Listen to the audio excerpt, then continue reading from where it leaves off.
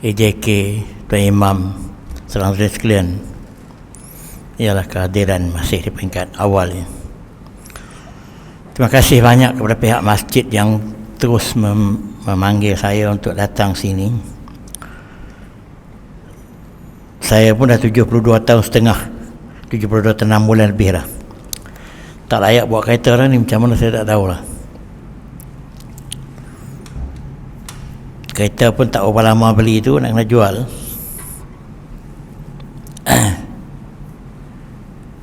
Kalau ambil loan tak habis loan lagi, tapi kebetulan tak ada loan.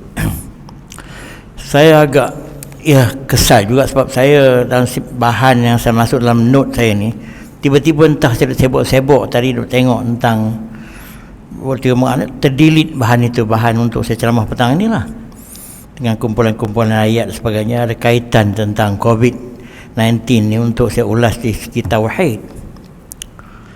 Yalah, tak pernah jadi macam ni sebab sibuk-sibuk itu. Tak apalah, itu semua kerja Tuhan tu, dia mentakdirkan sesuatu. Ya tuan-tuan sekalian, era tahun awal 20, 21, 2 tahun lebih lah, kita menghadapi suatu fenomena yang luar biasa yang tak pernah dilalui oleh kesemua kita lah yang pernah hidup, melainkan orang yang pernah hidup tahun 1918 di Sepanyol tu. Ialah katanya kematian antara 50 hingga 100 juta kematian waktu tu, dan yang affected saja 500 juta lebih, flu, Spain. Tapi kejadian itu masih berbentuk localized, berbentuk berlaku di Sepanyol. Tidak ada berita menular ke seluruh dunia macam ini. Tapi COVID-19 ni yang saya tahu, tidak ada satu tempat dia tak sampai. Ke pulau terpencil di tengah lautan pun sampai tak? Jadi kerana itu, bala ini bala yang begitu menyeluruh, tidak ada kekecualiannya, bahkan satu perkara yang telah menggugatkan kita sebagai manusia dalam banyak aspek. Kalau tuan-tuan sedar atau tidak, berbagai gejala yang sedang kita tanggung sekarang ini, directly or indirectly related to COVID-19. Ya tak? Saya akan ulas.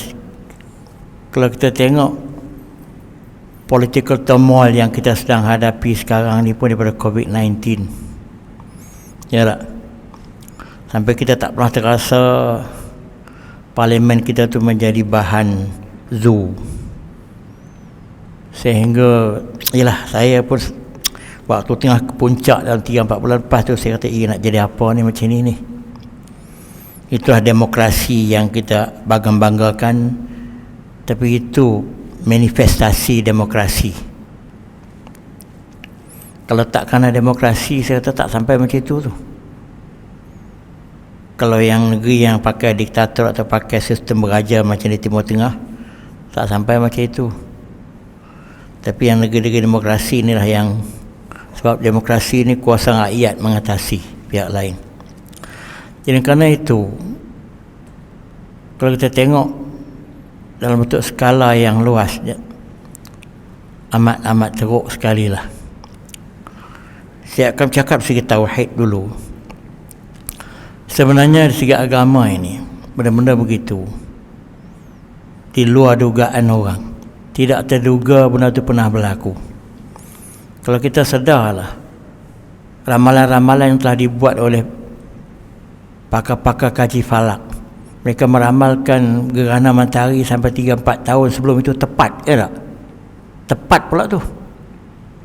Kemudian akan berlaku berbagai-bagai perkara yang agak tepat di segi ramalan pakai ahli-ahli falak dan sebagainya. Gerhana bulan tu bukan biasa je lah. Gerhana matahari tu kadang beberapa tahun sekali, tapi mereka boleh ramalkan dengan tepat. Tapi setakat yang saya ingat, tidak ada pihak yang telah meramalkan kejadian COVID ini dengan sahih. Dakwaan mengatakan gitu, tanda-tanda itu saya rasa tak pakai. Tapi satu satu berita ataupun satu maklumat yang sahih mengatakan ada ramalan yang COVID ni akan melanda di akhir tahun 2019 dan awal tahun 2020 tu, saya rasa tidak ada berita. Ya tak? Sebab tidak ada berita macam tu, semua pihak boleh katakan tidak langsung bersedia ke arah itu. Bahkan di negeri kita ni pun, apabila di peringkat awal tu kerajaan mengatakan benda ni berlaku setakat negeri China, tak sampai kepada negeri kita, maka pelancong-pelancong terus dibenarkan masuk, ya tak? Di peringkat awal kan. Sebab dia kata tak, ini benda localized yang ni. Tapi sedar-sedar di Eropah, di Itali waktu itulah telah menular dengan besar-besaran. Kita terperanjat mengapa Itali begitu jauh telah sampai penyakit ni. Rupa-rupanya maklumatnya orang-orang Cina daripada Wuhan tu yang dah tahu benda ni, mereka telah terbang awal-awal lagi pergi ke Itali. Tapi benda tu tak dihebohkan, ya tak? Jadi di sana menular dengan lancaknya. Cuba tuan-tuan tengok. Jadi kita sini dah membiarkan pelancong tu datang, maka jadilah. Itu persepsi yang pertama. Persepsi yang kedua, dikatakan COVID-19 ni tidak menyerang orang Islam. Di China pun orang Islam selamat. Jadi orang Cina pun ada tumpang nak semayang, orang Islam pun ada, walaupun tak pakai baju, tak pakai seluar pendek, pada tengok orang Islam ni macam selamat. Jadi ada orang kata gitu. Lantas dianggap Tuhan menolong orang Islam. Tapi bila berlaku berbagai-bagai kluster di sini, bahkan kluster orang Islam yang paling banyak, terutamanya Masjid Seri Petaling, alasan tu entah hilang gitu je. Ya tak? Bahkan sekarang 2-3 tahun, dalam beberapa bulan yang lepas pun, kluster masjid lebih ramai daripada kluster yang lain. Bahkan ikut statistik yang kita dah ikuti, orang Islam, orang Melayu jangkitannya lebih 50%, 58%, ya tak? Orang Cina sekitar 7% saja. Jadi kita nak letak di mana hujah mengatakan Tuhan lindung orang Islam ni? Jadi saya rasa pendekatan-pendekatan macam ini, mentafsirkan agama secara yang pasif macam ini, tidak tepat dengan kenyataan dan tidak tepat dengan agama sendiri. Kemudian di akhir-akhir ini pula timbul orang-orang yang menentang vaksin itu, mengatakan vaksin itu tak menjadi penyelamat begitu-begini, maka lahirlah ramai juga kumpulan yang tak nak ambil vaksin, sehingga di kalangan guru pun 2,500 orang lebih. Kita nak letak di mana ni? Keadaan mereka ni atas nama hak asasi manusia, kerajaan tak boleh bertindak pada masa ini, melainkan perlembagaan mengatakan macam mana. Sehingga Kementerian Pelajaran, ikut apa yang saya faham, mereka akan bagi tugas-tugas khas pada guru ni untuk mengendalikan perkara-perkara yang mereka tidak terlibat dengan pelajar-pelajar. Jadi ini yang jadi mangsanya siapa dia? Mereka menggunakan hak peribadi mereka, tak nak ambil vaksin, tetapi kesannya kepada orang lain macam mana? Ini semua implikasi daripada COVID-19. Jadi kita tak tahu keadaan bagaimana, cuma kita harap herd immunity tadi akan menghalanglah.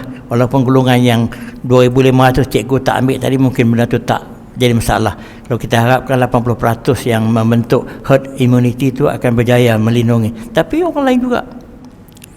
Jadi dengan sebab itu tuan-tuan sekalian, di segi agamanya beginilah. Yang saya maksudkan tadi, mentafsirkan agama dalam bentuk yang macam itu. Tuhan lindung orang Islam, Tuhan bagi kena pada orang lain, sedangkan fakta yang sedang berlaku sekarang sebaliknya. Tuhan dah sebut dah, kalau kita tak tolong Tuhan, Tuhan tak tolong kita. Yalah, in tansurullah la yansurkum. Jadi kalau Tuhan kita tak tolong Tuhan, Tuhan tak tolong kita. Jadi mematuhi SOP dengan betul, dengan usaha dan ambil vaksinasi itu, pada saya sebahagian daripada usaha ikhtiar yang Tuhan suruh. Jadi kalau kita mengenapikan benda-benda begini dengan alasan kata AstraZeneca itu mengandungi elemen-elemen babi, mengapa benda itu dihebohkan di peringkat ini setelah orang berjuta dah ambil vaksin itu? Dah berapa belas juta dah ambil, tiba-tiba waktu ni nak ditarik balik. Ya, semua ini kontroversi yang agak merumitkan keadaan, tetapi sejauh mana benda itu terjejas, saya kata tidak lagi kot. Dan benda begini tuan-tuan sekalian, di kalangan kita sebagai manusia kita tak tahu benda itu berlaku dan tidak ada tanda, bahkan tidak ada ramalan pun. Tuhan dah sebut dah benda-benda begitu dalam konsep qada qadar. Tuhan kata, alam ta'lam anna Allah ya'lamu ma fis sama'i wal ard. Adakah kamu tak tahu wahai Muhammad, Allah mengetahui segala-galanya apa yang ada di langit dan di bumi. Tidak ada benda yang tersembunyi pada Allah. Dan benda itu inna fi dzalika fi kitab. Inna dzalika fi kitabin. Sesungguhnya pengetahuan Allah itu telah berada dalam kitab. Kitab di sini bermakna telah ada dalam catatan Lauh Mahfuz sebelum jadinya semua alam ini. Telah ada dalam pengetahuan dan catatan Allah, namanya Lauh Mahfuz. Inna dzalika 'ala Allah yasir, dan benda itu mudah bagi Tuhan. Jadi apa yang berlaku ni ialah telah berada dalam perancangan Allah yang kita tak tahu sahaja. Bukan satu jelmaan dalam konteks kita sebab kita yang menanggung akibatnya, tapi benda itu dalam konteks Tuhan telah ada di sejak azali lagi, seperti mana Tuhan tahu berbagai-bagai perkara. Itu ayat surah Al-Hajj ayat 70.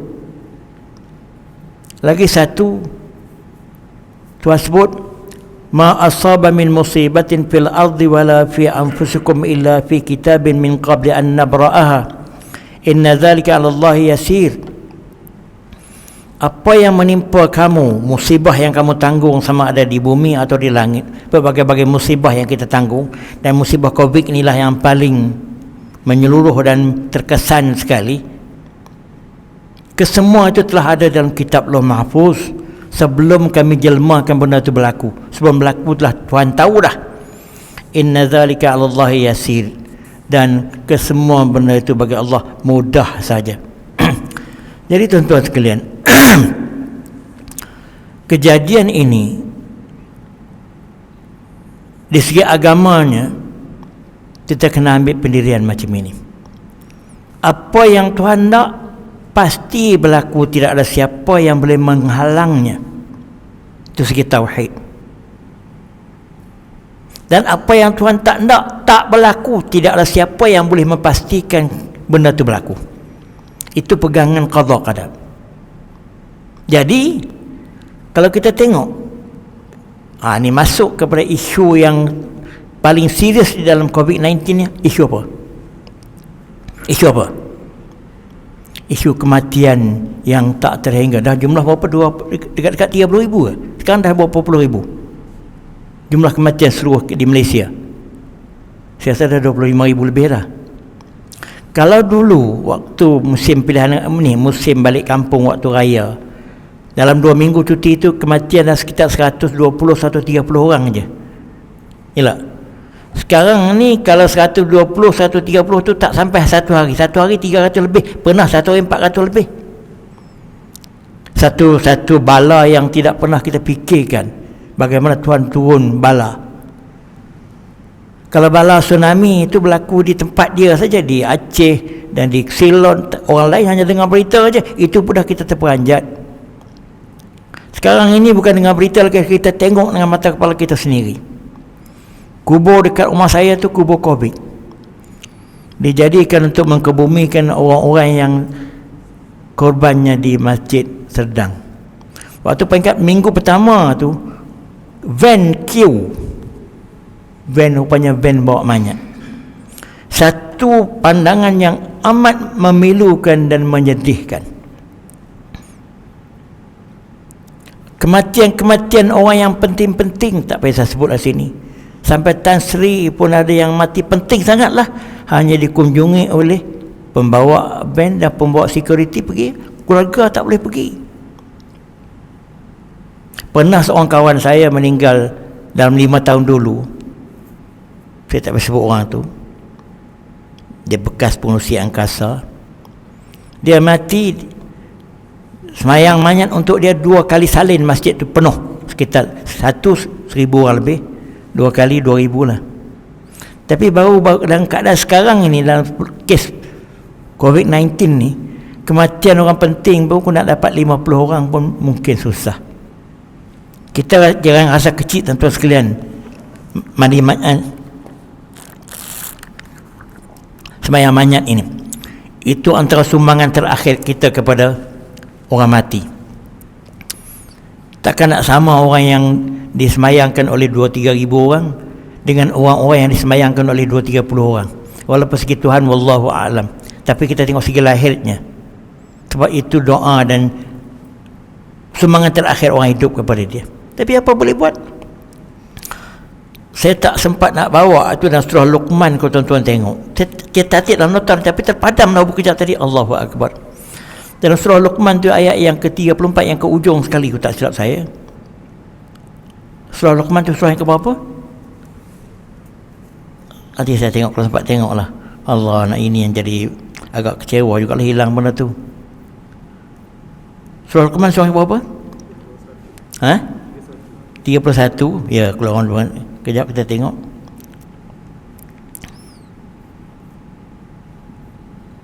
Ya, tuan-tuan tengok ayat yang penghabisan, ayat 34. Ya, terima kasih banyak.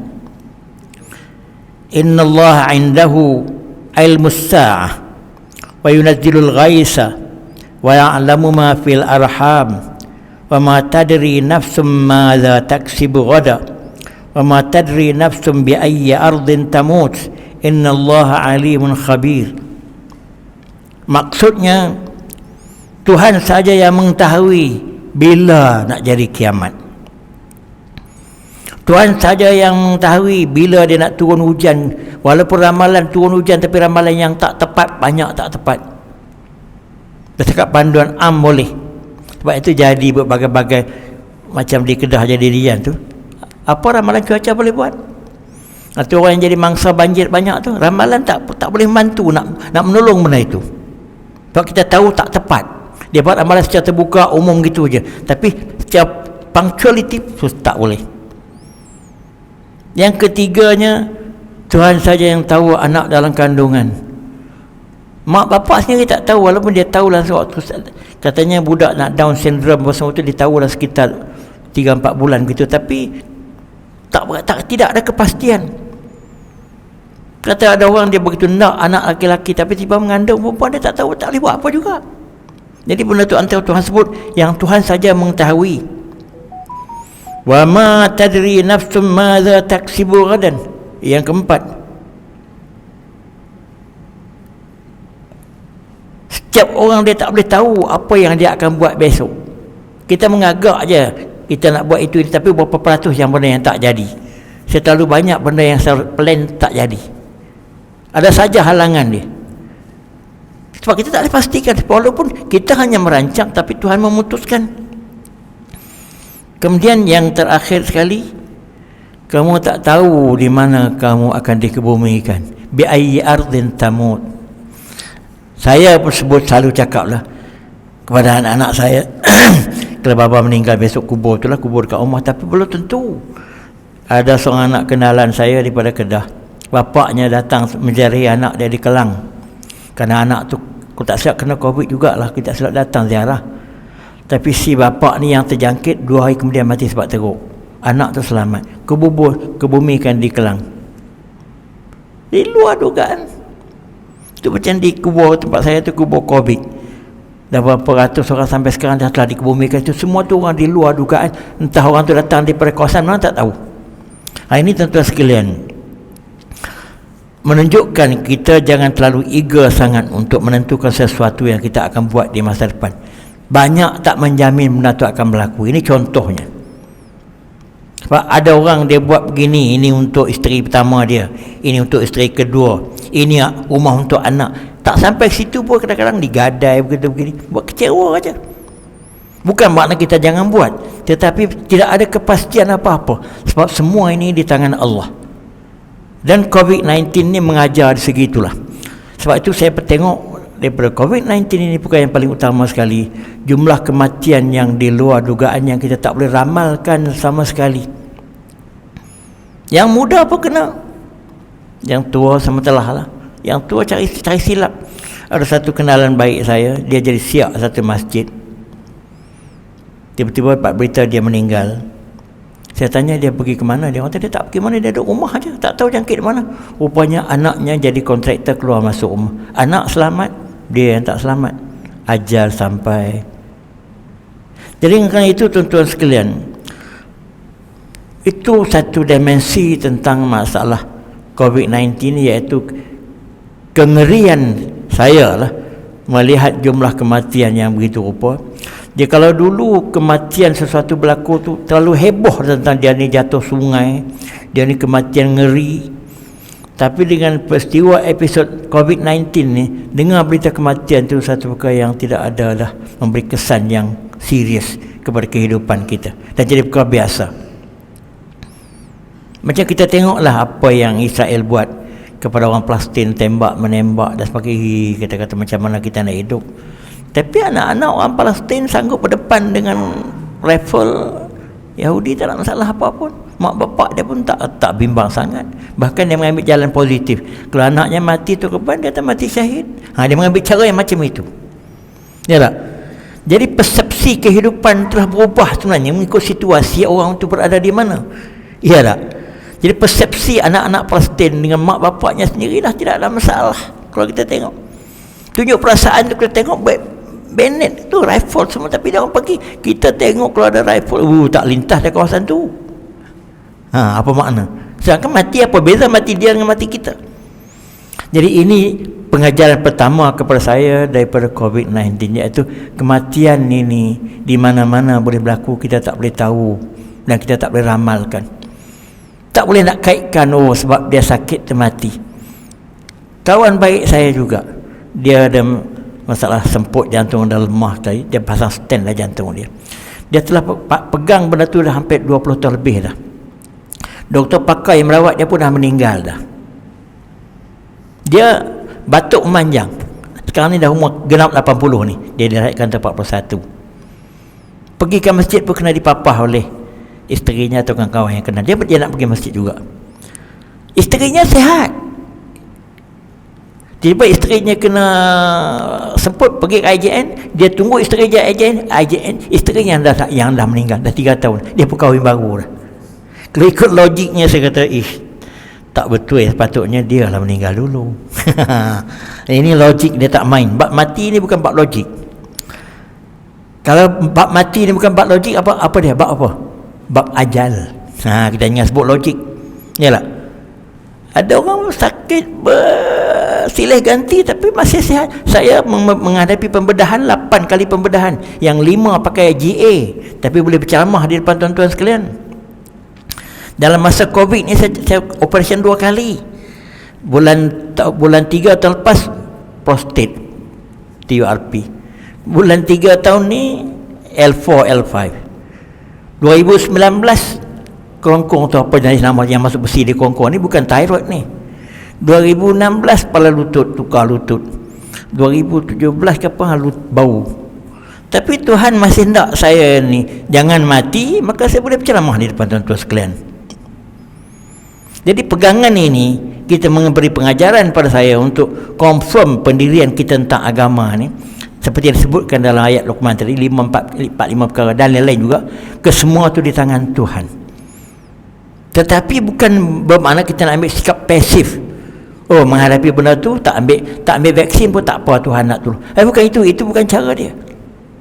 Sebab di dalam memahami qada qadar ini, termasuklah kejadian COVID-19, dia memahami cause and effect, mengambil sebab musabab tu salah satu daripada komponen dan juga package di dalam menghadapi memahami konsep qada qadar.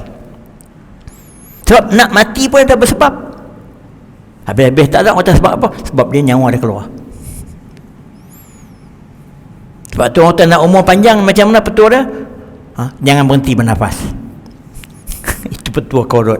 Jadi dengan sebab itu tuan-tuan sekalian, orang kampung saya, dia dilahirkan tahun 24, isap rokok sampai sekarang, masih sihat, naik motor pergi ke bukit setiap hari, yang orang kata tua lagi pada Dr. Mahathir. Dan dia pergi mendapat rawatan, bukan rawatan, dia pergi ambil ubat ke klinik.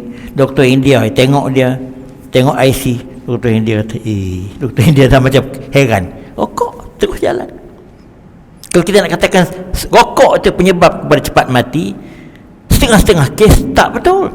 Tapi bukan kita menafikan rokok juga menjadi punca kepada penyakit jantung, kanser dan sebagainya. Jadi kita tak usah, jadi kalau dah macam tu kena hisap rokok lah. Tak betul. Dia satu daripada berjuta. Bahkan nak jadi Perdana Menteri umur 96, 97, seluruh dunia tidak ada macam tu. Jadi nak ambil macam itu sebagai contoh ke depan tak jadi. Ya tak? Jadi dengan sebab itu tentu sekalian, itu satu gambaran tentang memahami COVID-19 dari segi tauhid. Kematian ini. Sebab kematian tu kita kata kita punya final survival kita di dunia lah. Yang lain-lain tu sakit masuk pergi ke Sungai Buloh pukul dah panjang umum, alhamdulillah lah. Ya tak? Itu yang pertama. Yang kedua, dalam memahami COVID-19 juga pada saya segi tauhid, lanskap pemikiran kita kena berubah. We couldn't take any more everything for granted in our life. Jadi kesemua, besok kita pergi bekerja, lepas tu kita dapat pencen, lepas tu kita boleh gini. Tak jamin keadaan macam ni, tak jamin. So itu kalau kita tengok kumpulan yang paling terkesan sekali setelah COVID, kumpulan mana? Kumpulan orang makan gaji kurang walaupun gajinya sikit sebab ada saving daripada dia atau saving kerajaan. Tapi orang yang paling terkesan sekali ni orang yang bekerja harian ni, kan, yang kerja jual kuih tepi jalannya, walaupun pendapatan yang menjaga kuih tu kadang-kadang sampai 200-400 satu hari, tapi sebab bentuk pendapatannya dia kata tak ada masalah, besok dia dapatlah balik 400-500. Jadi dia orang tak saving, tak apa dah. Jadi pada tak saving, jadi saja peristiwa ni dia orang yang paling suffer sekali. Kalau kita tengok bajet yang dibuat oleh menteri kita tu pun banyak pergi pada kumpulan ini. Sebab apabila dah tak boleh meniaga dan sebagainya, sampai apa nak pergi.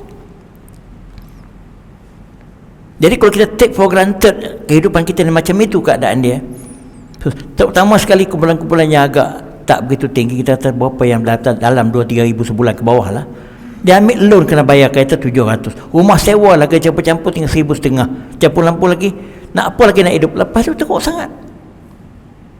Jadi kalau kita kesemua menganggap kata benda ni tak apa, pencen saya ada kan, jadi ini masalahnya, terutama kumpulan-kumpulan yang macam itu. Sebab itu orang kata kena bersaving, kena berjimat begitu begini. Tapi benda tu tak diambil kisah sebab tak pernah kita lalui pengalaman yang perit macam ini.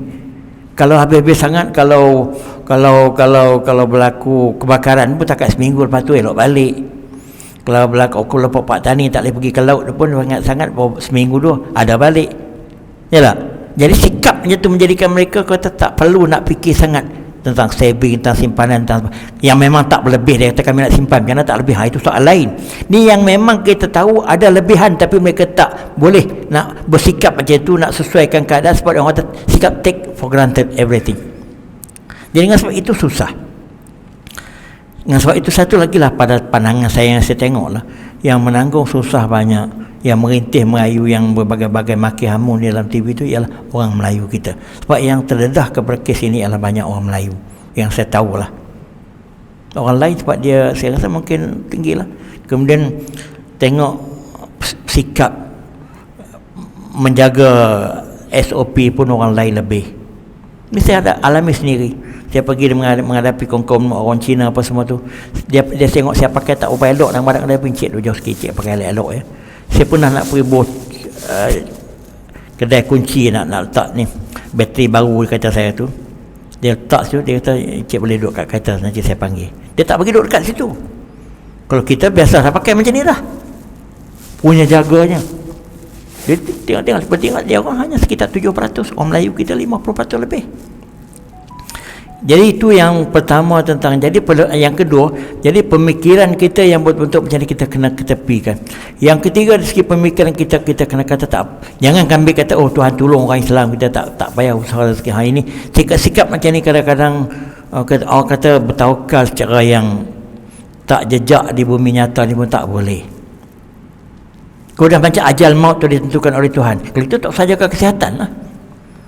Yang apa kena mengenang jaga kesihatan, aku dah tak mesti jaga kesihatan tu tak mati. Tak mesti pula yang sehat yang sehat tu mati cepat. Jadi kerana macam itu tuan-tuan sekalian, akan berlaku konflik macam ini. Jadi Tuhan letak law of nature, rezeki kena cari. Kesihatan kita kena jaga. Yalah.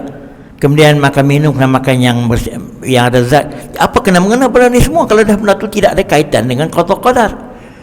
Kalau benda tu tidak ada kaitan dengan ajal maut, misalnya lah kita katakan, kita jaga kesihatan. Jangan niat kita jaga kesihatan nak pergi panjang umur. Panjang umur kerja Tuhan, ajal maut. Kita jaga kesihatan tu Tuhan suruh untuk kita sihat. Sebab tu doa panjang umur ni betul doa syaitan sebenarnya. Apabila syaitan iblis tu dihalau daripada syurga dengan kerana dia tak nak sujud kepada Adam tu, maka dia berdoa kepada Tuhan supaya dia dikekalkan sampai hari kiamat. Tuhan izin pada dia kerana doa untuk panjang umur. Sebab tu kalau kita setakat doa panjang umur tak dikaitkan dengan nak buat kebajikan apa semua, itu orang panggil doa syaitan. Itu bentuk pemikiran kita mesti berubah. Dan sikap pegangan kita kepada agama pun jangan berbentuk oleh sebab kita katakan ini penentuan Tuhan sampai tak nak ambil vaksin, sampai tak nak ikut SOP dan sebagainya. Kerana benda tu Tuhan yang boleh melindungi, sikap macam tu tak betul. Jadi ini juga satu perkara. Dan selanjutnya, lanskap kehidupan harian kita pun mesti berubah. Saya rasa norma baru yang dianjurkan kena pakai topeng macam ni, saya tak tahu sampai bila akan berhenti.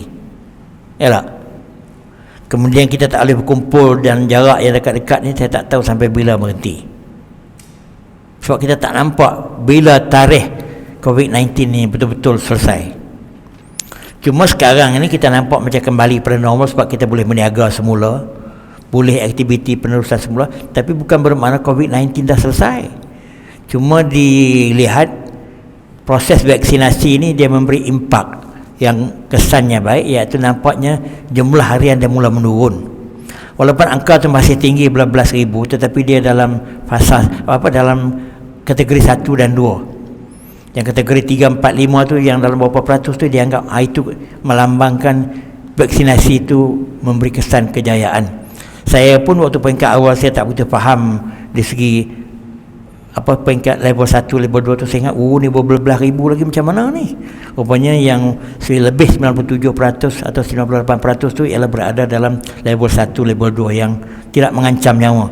Bahkan tidak ada simptom pun, tidak ada gejala pun. Dan kes ini kebanyakan boleh selesai hanya dengan karantin. Tapi yang kena masuk sampai ICU tu dalam 4, 5, 6. Jadi yang itu dalam 1-2%. Itu membuktikan vaksinasi itu berkesan. Jadi kerana itu langkah-langkah kita akan datang, bentuk kita bekerja. Satu lagi yang kita tengoklah, bentuk tindakan kita perlu berubah secara serius. Kita tengok segi pendidikan lah. Ya, sila dulu.